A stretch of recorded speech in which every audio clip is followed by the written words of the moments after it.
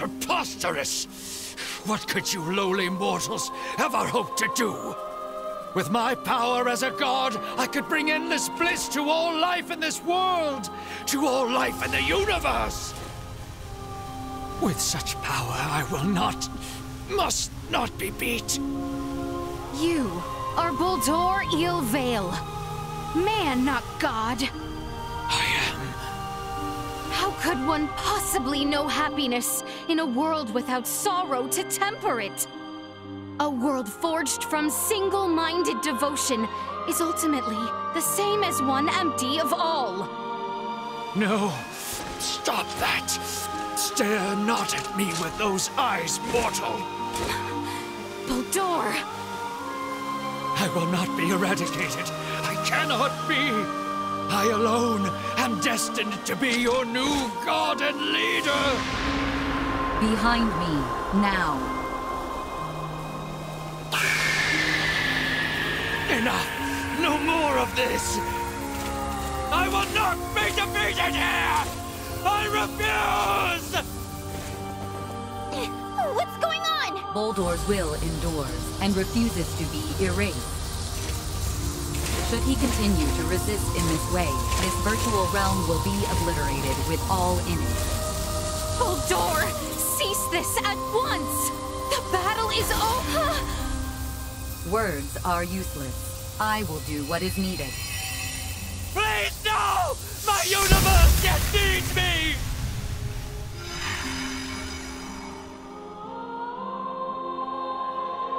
Here we part. What? No! I am unable to maintain your consciousness in this space any longer. With what power I have left, I will see you returned safely. But what's gonna happen to you?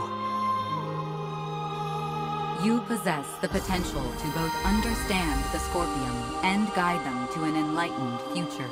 Through you, may the seeds of all evolutionary paths for life be sown. I place my faith in you. Understood. Rest assured. Rei, at your side, I found faith in the future coexistence between Scorpium and organic life. I thank you. Duma! No!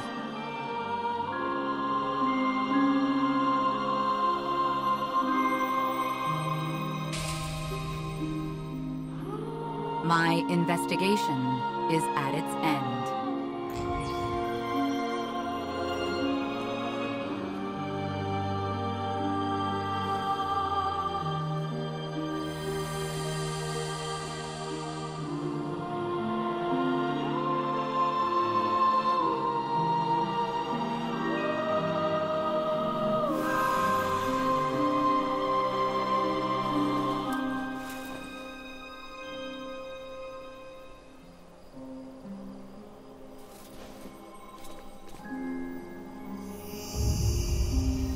Is it all over now?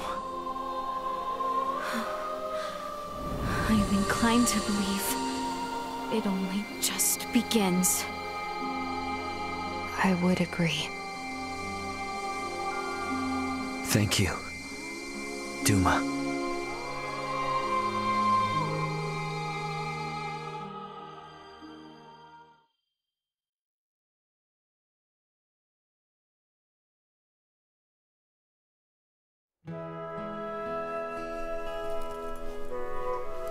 We are to be a protectorate, then? Yes. As I mentioned before, Aster IV's prolonged contact with more advanced civilizations categorized it as a protectorate of the Pangalactic Federation. Are we to be subjected to surveillance by an ambassador? No, nothing quite as direct as that. Aster will remain under observation to prevent any unnecessary interaction with advanced civilizations until it reaches a certain threshold. Pretty imperious, aren't you? Was that not where the Federation's faults originally lie? Yes, some things are hard to change. And though it might not exactly be compensation, all of you who have been subject to intense intervention now have the option to travel to any Federation system to live or study. studying on a different planet. I must say, I don't hate the thought. Right? Agreed. But I must refuse. I vowed to attend to tasks on this planet using mine own strength. I've had lesson enough as to the consequences of progression that was acquired through the power of others. That's true. If I studied medical science at such an advanced level, I'm pretty sure I could save lives all across the universe. But first and foremost, I want to treat the suffering people of this world with my own hands and using our own techniques. Our journey into the stars must be one born of our own volition. Only then will we find ourselves on equal ground with you and yours. I see. You know, you're probably right. Yeah, I mean, if it were up to me, I'd set up a branch of Lawrence Logistics right here in Osarius, and that would let us see as much or as little of each other as we could ever want. Now is a time for restraint. Surely, the events here have opened your eyes to the importance of the Federation's underdeveloped Planet Preservation Pact. Yeah, I get it. But come on, you gotta at least see how hard that is on a personal level. Don't be so uptight. I say this with respect to the positions of both Elena and Marielle. But, from my own view, I fail to find fault in Raymond's suggestion. Wow, Albie, can't say I expected that coming from you. Spare me. I simply speak for us all. I wonder if my ancestors also felt the same way long ago.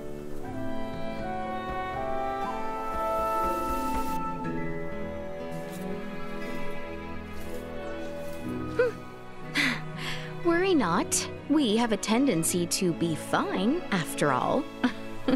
You know, you're a lot more carefree now than you were before. For that, I know who to thank. Oh my, who could that be? Did we have someone irresponsible like that around? Oh yes. At hand, I might say. Oh yeah? Well... we both got jobs to do, right? More than I care for, indeed. If only some god would show up and free us all from the burdens of work life so we could just kick back and have fun. Says the man bound to place his burdens on the shoulders of poor Chloe and Elena. Hey, I've become crazy capable after all this. I'm sure they feel like they can just relax and enjoy the ride. You are free to believe whatever you want. Ray? Okay, let's leave it at that. Ray, this is the Aldous. We're now in geostationary orbit. Copy that. Yep, best get going before this turns into another pick-on Ray fest. It does seem about time.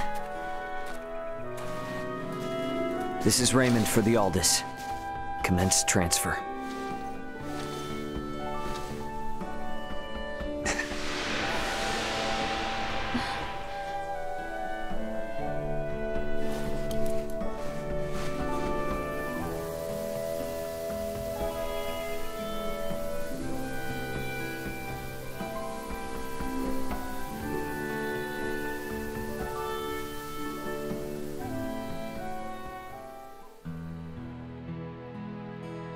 .583. An unprecedented crisis for the Pangalactic Federation was resolved with the cooperation of the planets Verguld and Aster IV. However, the corruption which plagued the highest levels of Federation leadership continues to leave its mark on the organization. Amidst growing calls from Federation captains, my grandfather, Emerson T. Kenny, was assigned as interim commander of the Federation fleet. A retired military man, he refused at first, but after much pushback, he took the reins to lead the Federation from its worst crisis yet. Through these troubled events, I've come to question the Federation's purpose in this galaxy, as well as my own function as one of its officers. But I choose to believe that its cause is still just. We must ensure a future of peace. Pan-Galactic Federation Lieutenant Mariel L. Kenny. The events that unfolded spanned numerous star systems, though their sovereign was defeated. Remnants of the Centralist Scorpium and their invasive measures still remained. Those among the Pan-Galactic Federation who aligned with the Scorpium cause were on the run, but still retained their influence. To combat both these foes, my partner Elena, armed with data saved from Duma's survey, helped us hit the Scorpium network from their own colony. Duma's experiences and noble ideology had a profound impact on the network, and saw the remaining Centralists quickly weakened. And while everything might still be far from wrapped up, it shouldn't be too long now until the Scorpium find themselves on the right track. My hope now is that the Pan-Galactic Federation might find its way too. Captain of the Lawrence logistics ship, the Aldous, Raymond Lawrence.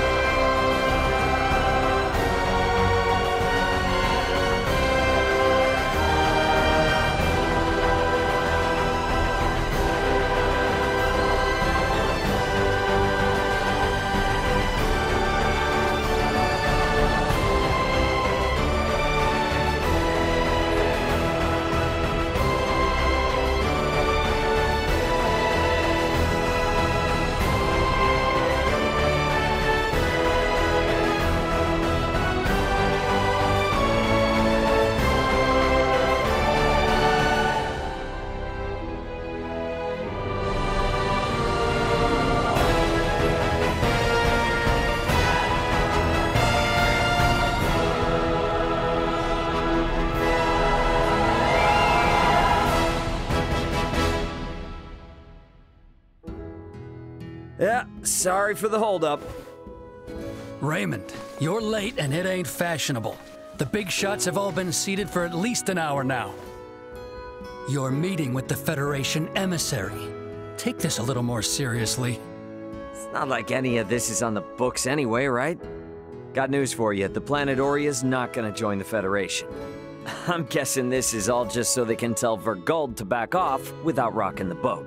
Which means there's no point in taking all this stuff they set up that seriously. So I figured I'd keep them waiting in anticipation. You ass.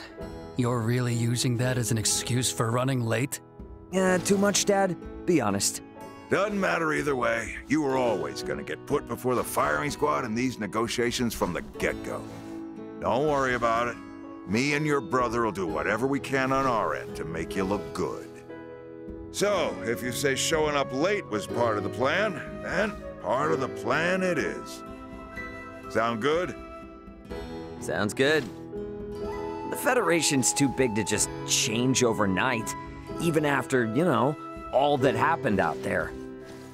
But I'd say this has made it plain and clear that they ain't in charge of the universe. I mean, they don't get to call all the shots out here anymore. And this here is just one of the ways we're gonna teach them that lesson. Say as much from the start then. You stress me out way too much. Sorry, man. Today, the Lawrence family is about to save another planet from the dirty hands of the feds.